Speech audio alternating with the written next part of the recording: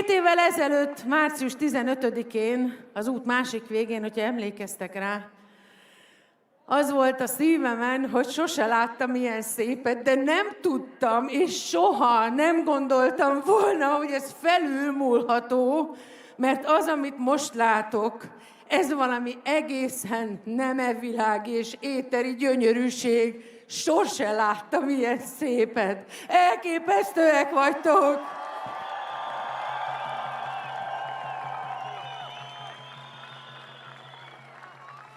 Árad a Tisza, most aztán!